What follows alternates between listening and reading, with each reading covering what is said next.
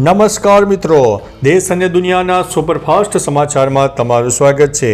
સુરતના સરથાણાની હોટલમાંથી ઝડપાયું છે કૂટણખાનું। વિદેશી યુવતીઓને બોલાવીને આરોપીઓ કરાવતા હતા વ્યાપાર।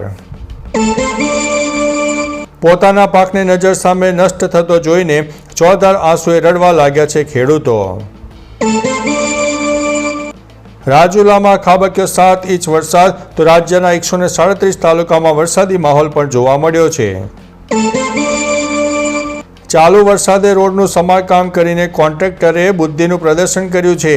ખાડા પૂરવા નહીં પણ ડામરના નિકાલ માટે કર્યું હતું પેચવર્ક। આવી રીતે લૂલો બચાવ પણ સામે આવ્યો છે। અમદાવાદમાં રોગચાળે માથું ઊંચક્યો। યુએચસી અને સીએચસીમાં 1500થી વધારે કેસ જોવા મળી રહ્યા છે।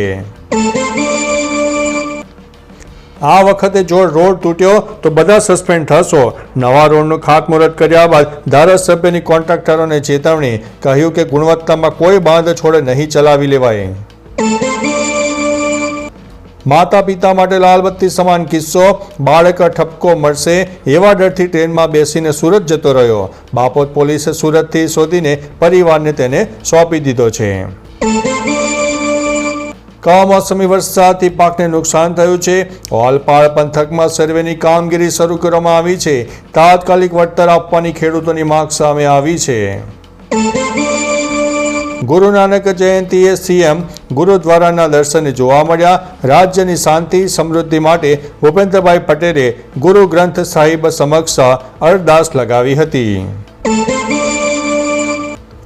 રાજ્ય કક્ષાના મંત્રી કમલેશ પટેલ સ્ટેચ્યુ ઓફ યુનિટીની મુલાકાતે।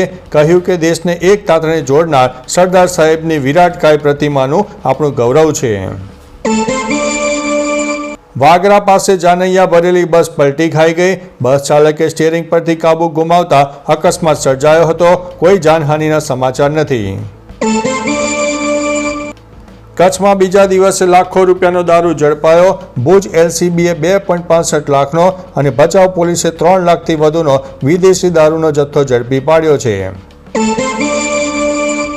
રાજ્યની શાળાઓને સૌર ઉર્જા યોજના હેઠળ સમાવવા માંગ કરવામાં આવી છે। ઇન્સ્ટોલેશન માટે સબસિડી આપવા મુખ્યમંત્રીને રાજા શાળા કક્ષાના મહામંડળની રજૂઆત સામે આવી છે। બેફામ બોલેરો ચાલકને પોલીસે કાયદાનું ભાન કરાવ્યું। જામનગરમાં પૂર ઝડપે બોલેરોએ ચલાવતી લોકોના જીવ જોખમમાં મૂકનાર ચાલકને પોલીસે ઝડપી પાડ્યો છે। કમોસમી વરસાદ બાદ ખેડૂતો માટે કોંગ્રેસ મેદાને ઉતર્યું છે।